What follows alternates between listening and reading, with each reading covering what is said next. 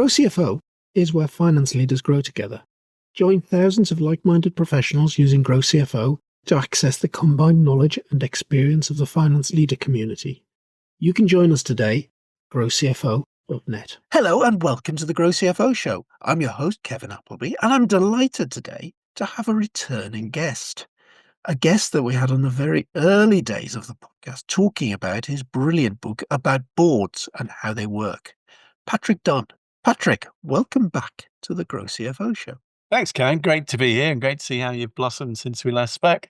And Patrick, the reason we're here today is you wrote an article on LinkedIn that got a huge number of likes and reactions, where you're suggesting that we're thinking about risk in the wrong way, and it's time to change. So we're going to talk about that on this podcast today. But before we do that, I need to say congratulations, because I believe since we last spoke, you've got the letters OBE after your name. That's very kind of you. Of course, I've been sort of acknowledged, but that's due to a huge amount of work from the teams in Africa and ESSA and Warwick in Africa and the teams in the UK at EY Foundation and Royal Voluntary Service and other things I've been involved in. So yes, it was a wonderful day for my mum and family, but to be honest, I'm sort of slightly embarrassed by it. Oh, Patrick, I think it's thoroughly deserved. And if folk want to have a look at Patrick's CV on LinkedIn, and there'll be a link in the show notes, but look at all of those not-for-profit things that Patrick is involved in, and in terms of his philanthropic work. It is truly amazing, and I think that's well-deserved, Patrick. But thinking about risk, time to change was the title of that article. Yeah. Why did you write it? Well, it's been kind of bubbling away for a while within me. If you share a few things, you think about risk and you think about how you maximize the opportunities that you've got as well. And it struck me that the prevailing model of an audit and risk committee, which I've been a fan of over the years because I think that connectivity between audit and risk is very positive, actually probably needs thinking about again. And the reason for that is twofold, I guess, that if we think about what's been going on in the world, and I won't repeat that because I think everybody knows very well, the non-financial risks are the dominating risks. Of course, everything ends up in a financial risk, but the cause of many of those things is the non-financial, and we've got particular things going on at the moment to typify that. And then when you look at the composition of an audit and risk committee, they tend to be populated by financially oriented people, perfectly understandably. And do we have the right composition? And because audit is inevitably scrutinizing, looking back more than forward, are we forward enough in the way that we think about risk? Also, generationally, it's interesting. I did have a look before I wrote, I did a little bit of research. And if you look at the composition of audit and risk committee, they're generally drawn from the more experienced, been in more situations and so on, which is fantastic, and we don't want to lose that. But actually, we're not perhaps engaging other generations who might have a different view on risks, might have, different ways of viewing things. So I thought actually all I wanted to do was to stimulate a conversation and maybe have a think around and get other people's wisdom on, are we thinking about risk in the right way? And the overwhelming response, when you do these articles, you sort of hit send and then think, oh, what have I done?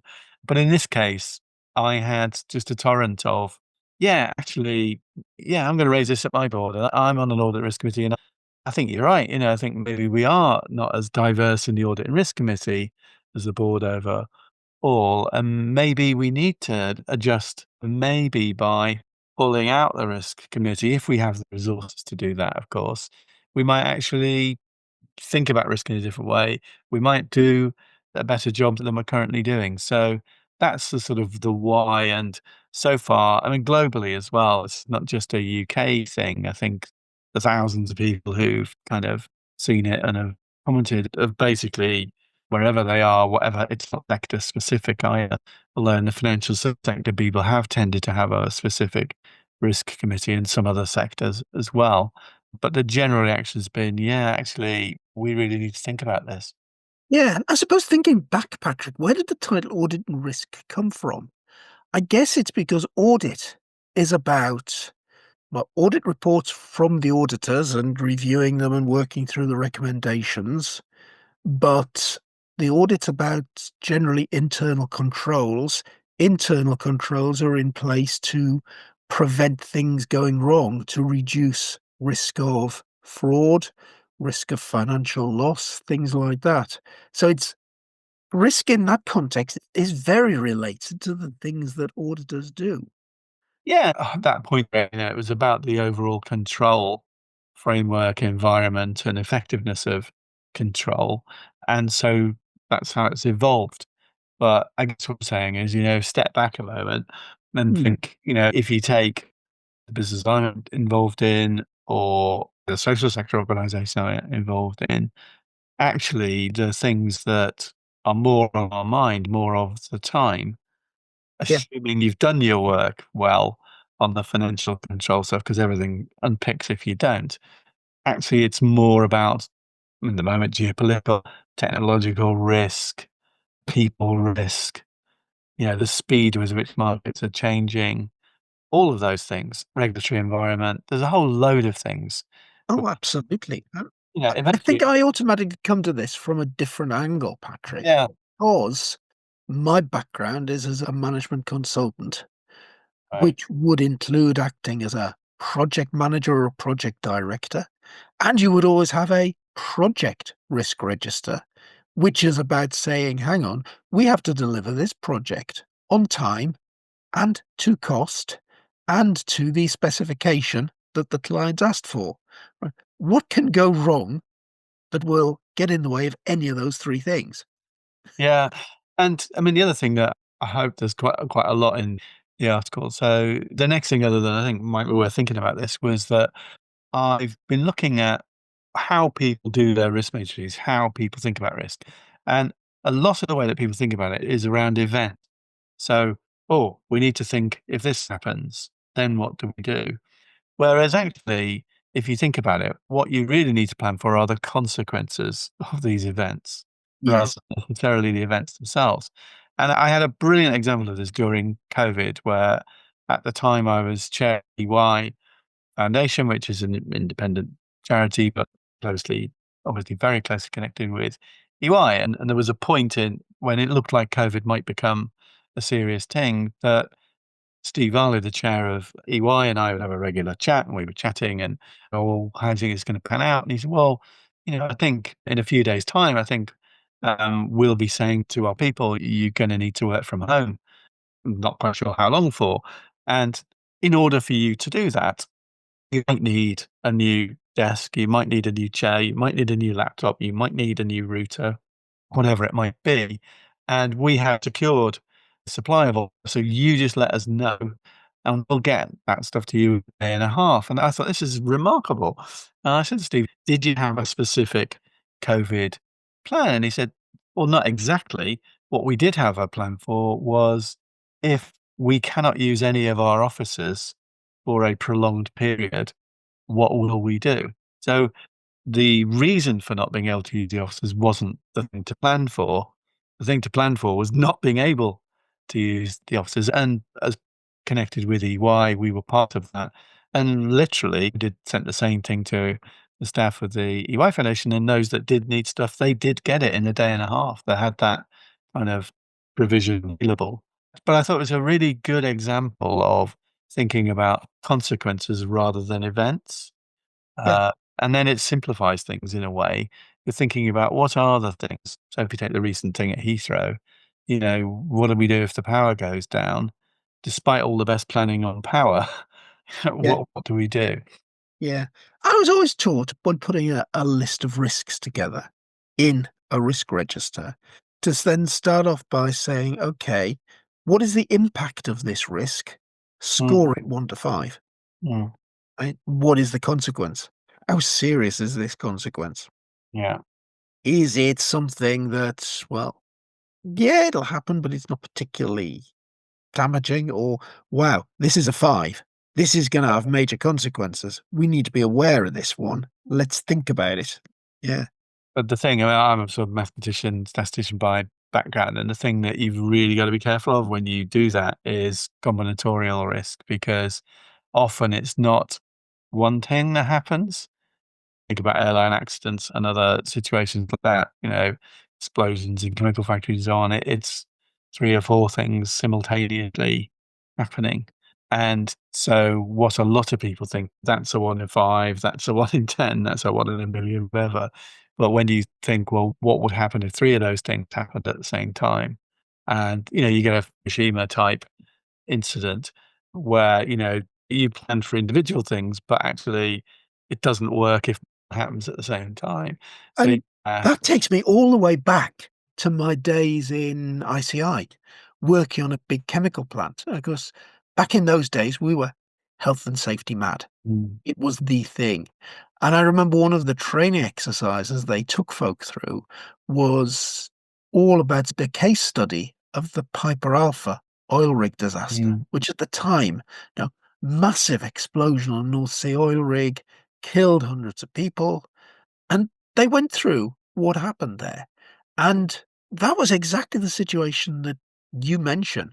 There were 4 or 5 things that went wrong, none of which by themselves would have had any consequence whatsoever. It was only a system that allowed all 5 to happen that caused the big problem. So we had it absolutely drummed into us from a health and safety perspective that no matter how minor you think this rule is, you do not break it. yeah, exactly. And process industries generally have that. Yeah. So the other thing I was very keen to convey in this was something actually my gran told me when I was a little boy, my Irish gran. She said, never confuse worrying with thinking. That was what she said. And when I thought about what a lot of activity around risk and discussions around risk is, a lot of it is in the worrying box. Yeah. And actually worrying is not a bad thing to do. It's a perfectly human thing to do. But actually you need to move on from worrying at some point quite quickly if you can, and start thinking about the consequences, how we might mitigate those risks and so on. It's a bit like, when people have difficult people decisions to communicate and you ask them how long they prepare for, they'll generally give you a very long amount of time. And then you ask them, well, and what of that time did you spend thinking about where you were going to have this discussion, what you were going to say, what their reactions might be, all of that kind of thinking and planning. And it's a much smaller amount of time. People spend a lot of time thinking, oh, well, no, I'm not worried about what if that happens? What if this happens? I really don't feel good about that. And rather than actually calmly, once you've had a little worry, to sort of almost put your alarm clock on, you can have 5 minutes of worry, but you've got to have a greater proportion of time for thinking. I mean, the other thing that is really around this composition of the committee that does it, when I chaired the Operational Risk Committee at 3i, where I was on the overall Office Committee, I deliberately picked a couple of younger, more kind of, I wouldn't say wild, no one was wild, but they sort of would be envelope, they'd push the envelope on things a bit more than perhaps the people who've been around the block a few times would. And that was incredibly useful, incredibly informative. In things more recently I've been involved in, if you have a next gen board, if you have opportunities to get younger generations and actually better with multiple generations, if you're a chair or a CFO or you're visiting a unit and you have that lunch together. I mean, talk to them about risks they see, and you'll often find they're telling you about something that's really, you might have it hazily on the radar, but you're not seeing it as clearly as they do. They're seeing this as a bigger risk, and that's been true around some cyber type risks. It's been true around churn rates. If you look at the churn rates in many businesses at the moment, people tend not to have that on their risk register, but this business I was speaking to the other day had churn rate of 25%, and it wasn't on the risk register. If you're changing a quarter of your people in a year, and this is the voluntary churn, not Hmm. any pro, that seemed to me to be a big cost. How do you culture when you're changing a quarter of Yeah. your people? And Uh, generationally, I think we have some very different values. There's you and I, who probably just fall in the category of baby boomers, versus Gen Z at the other end. And We thought we were arriving in industry. We had jobs for life. We had security. We had great remuneration. They've got a whole different set of values that are around, got to be part of a greater purpose. The business that we work for has to have the right ethics. And I think there's very much less of an attitude of a job for life. This is what I'm doing at the moment. Yeah. I mean, as you know, I've co-authored a book called Five Generations at Work, and we put a lot of thought into that stuff. I suppose one thing is, what is a generation? And, because people tend to define a group of years. And of course, we in the West we have our names for generations like, boomers and Gen X and Gen Z and so on. But in other parts of the world, people call them different things. You have the 421 generation in China or 9X in Vietnam or Born Free in South Africa. But really, I think what defines those different attitudes and different ways of thinking about the world are the economic environment they grew up in and the social and cultural environment they grow up in, the technological environment, and also whether they grew up in conflict. You imagine at the moment, they may be Gen Zs, the same as Gen Zs in London, but those Gen Zs in Gaza, in Ukraine, in Sudan, they're thinking about the world in a very different way Yeah, to those others. I think it's really important to have that diversity. Yeah, I Organization agree. in general, it should come up into the boardroom, and things like the risk committee, I think needs to have all of those different viewpoints in it, Patrick. Yeah, I mean, the only shame in the UK, I think, is in terms of we've made progress on gender diversity, we've made progress, but, really not a lot on race. We've made virtually no progress in terms of disability. And in terms of social mobility, we've gone backwards. I think people with background like mine are in the exception rather than the norm. And we're lacking for that, really. It's just a shame. I think the other thing that's quite interesting at the moment as a risk actually is the whole DEI thing where there was a sort of race forward, a lot of positive things happened, and now there's a row back from that. And I was asked the other day, do you think this is the end of DEI, so diversity, equity, and inclusion? I can't remember where I was. It was in the Middle East, I think. And I said, well, I think the world's quite diverse, and I think there's another billion Africans arriving shortly, so and the demographics are very different in different continents. So we're gonna be quite diverse in terms of age. We've got crudely half men, half women, and we have about 15% or whatever the percentage is of people with some form of disability. So it's not the end of the eye because we are diverse. And actually, my experience, and if you think about history, is those groups who feel marginalized, those groups who feel unfairly treated, that causes discontent, it causes resentment, it causes a lot of things, and that inhibits society at its most extreme level through obviously through war and so on. And then on inclusion, I think, if you wanna succeed in today's environment, you have to be pretty collaborative leader, a sort of marching army style of leadership. In some businesses, you need quite a high level of command and control, but generally speaking, if you want to engage people, if you want to motivate them, if you want to follow your vision and achieve that, you need to take an inclusive approach. So I don't think DEI is dead at all. Like, we are a diverse Absolutely. world. An equitable approach to life to nature further. And the more inclusive you are, you have less churn if you just look at that one thing. And actually, if you're more inclusive, you're more likely to motivate people and they're more likely to achieve the things that you want them to achieve. So I don't think it's dead at all. I think there's a sort of political argument going on, but I think smart companies will continue to build diverse teams because they do better. They'll can take a fairer approach to life because that helps, and they'll continue to be more inclusive and get that extra performance from people, and it's a whole lot less hassle. Yeah. So, I don't think it's dead at all. No. So, Patrick, we've talked about risk being, well, it's the stuff you worry about, and we ought to be spending less time worrying, more time thinking. But let's flip it the other way round. Is there a danger that we don't pick up on risks because we are, say, too optimistic? Yeah, and I think you can have a maximizing mindset, as I call it, which is, We want to maximize the opportunities and have a balanced approach to risk. What's quite interesting, if you look at boards, is people think, well, we need a combination of people, some of whom are really gung ho and really optimistic and really pushing for it. We need a group of sort of controllers, if you like.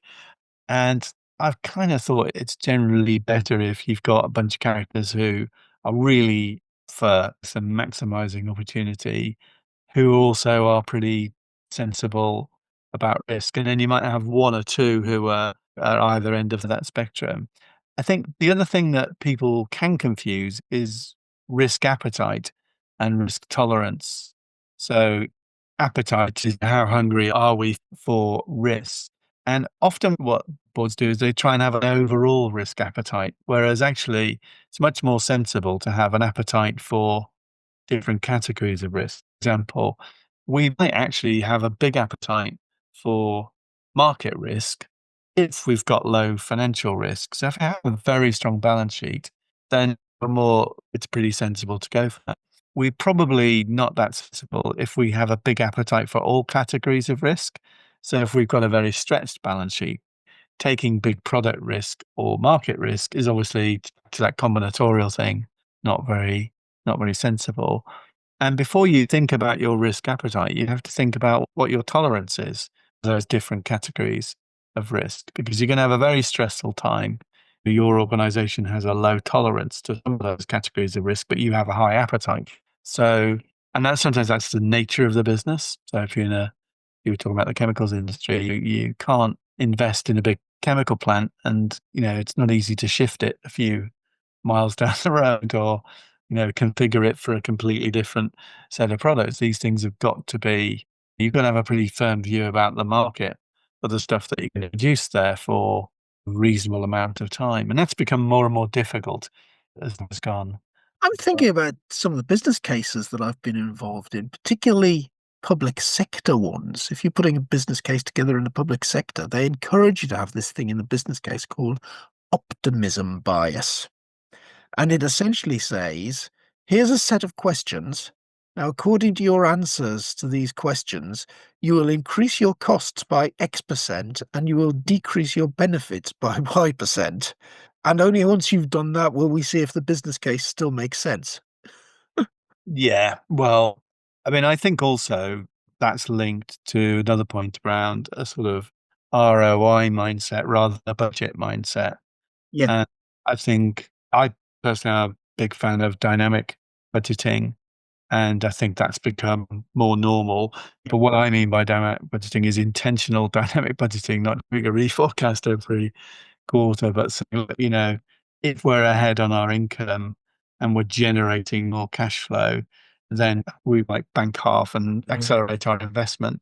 Or if we're behind, we might slow up a bit on some expenditure that we're going to do, or we might accelerate it because the reason we're behind is because we need that investment. But I think the more intentional you can make that, and I think the old calendar based approaches to budgeting are less kind of useful to where we're at the moment. I mean, we need the sort of conditions. Yeah.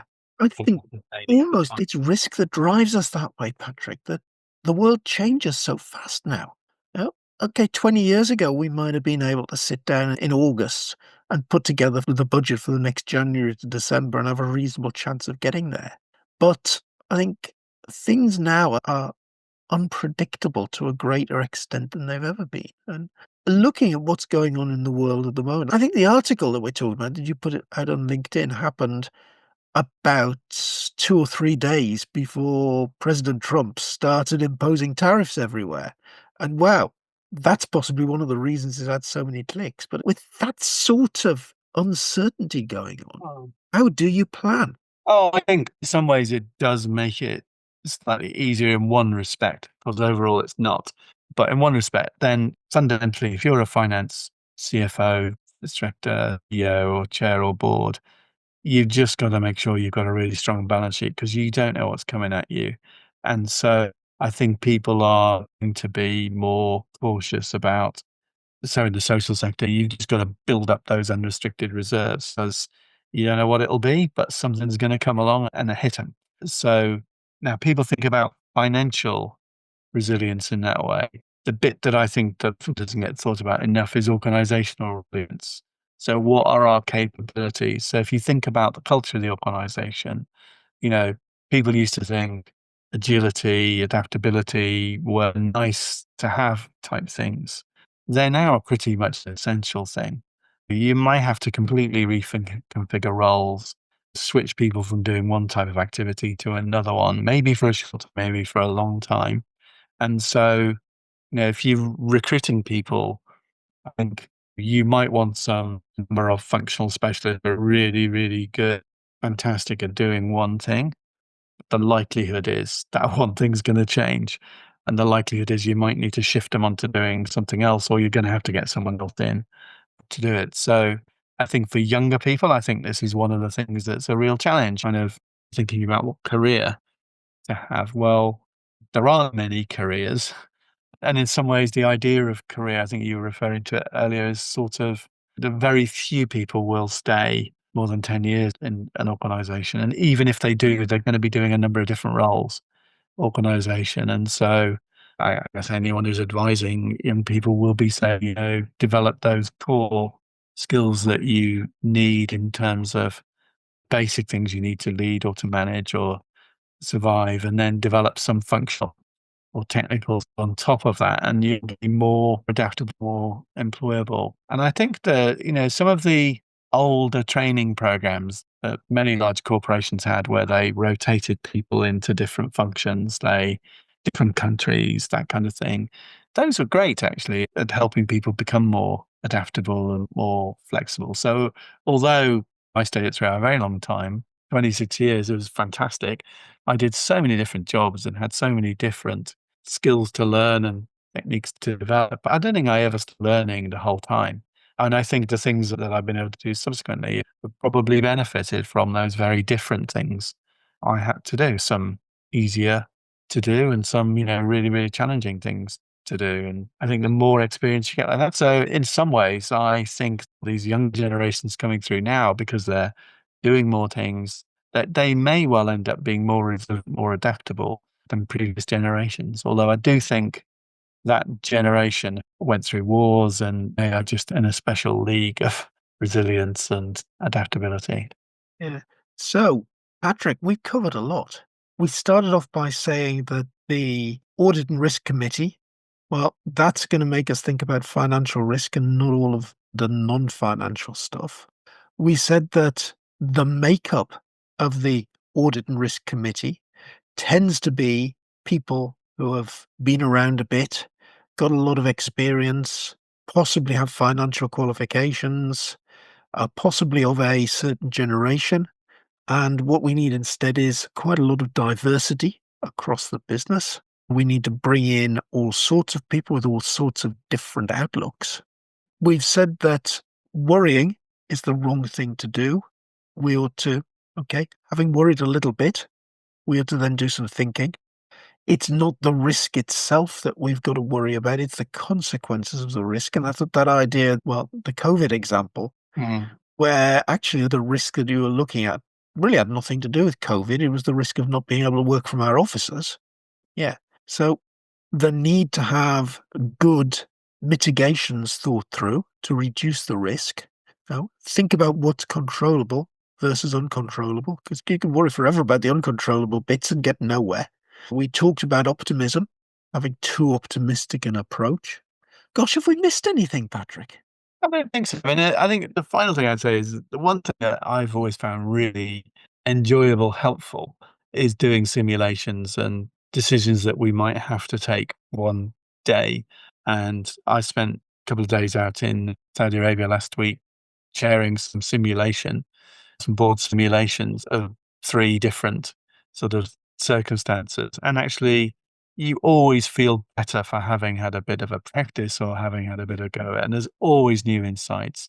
Also, I think, I'm just seeing in my own image, someone sent me a birthday card of Bruce Springsteen. And if I think about how tight the E Street Band is, Bruce Springsteen's band, I think the more you can practice together when you're not in front of a big crowd, the easier when you get in front of a big crowd, when it's the main event, you're just going to perform because you're a tighter band as a result. So the thing that I always encourage everybody to do, and I like to do, and chair is, well, let's have a little practice of that, and let's get some different views in terms of what might happen, how the situation might develop, and how will we deal with that. So yeah, And learn from Bruce Springsteen. yeah, great plug for Bruce Springsteen. I'm off to see him in Manchester in a few weeks' time. Looking Oh, forward to it. Yeah. yeah, I'll Now, say. I'm thinking of another big area that we probably haven't covered, and I think very rarely would the Audit and Risk Committee cover it, but it's that whole area of data security. Oh, I think many risk committees or audit risk committees are covering that. So certainly where I'm on the board, we would. I think one thing that's become apparent to several executives is that actually the company may not have a formal data strategy. And having a formal data strategy, I think, is clearly a trigger for how do we build the data that we've got? How do we Yeah, nurture that? How do we protect it? And how do we use it in a responsible way, given the regulations around data, particularly around personal information and so on? But I think that cyber crime simulation that many boards have done now is really, really useful. yeah, And if there is something that many of us worry about, you look at things like the British Library, you look at EA, you look at, and there's a whole loads of organizations. Almost the more prominent you are as an organization, the more likely you are to have those attacks. And it's constantly evolving, literally every day there's a new type of attack. We are so data dependent. I think we always have been. We didn't really recognize it before. I think as well. I mean, we've done workshops on this in GrowCFO Mm, God, and yeah. concluded that an awful lot of attacks are coming from our political enemies, though the media might not be reporting them as such. Mm. And we're almost hearing about a new cyber incident on the news every day of the week.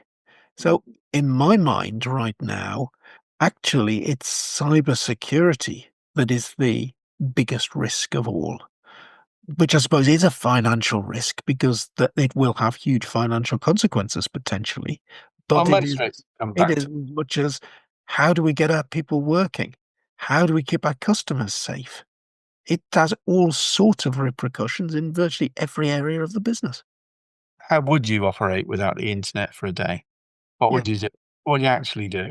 It's a really Well, being an online business in Grow CFO, if we didn't have the internet for a day, I don't think we could operate, Patrick. yeah, yeah. Yeah. Well, And there are a lot of businesses that are around that are entirely online businesses.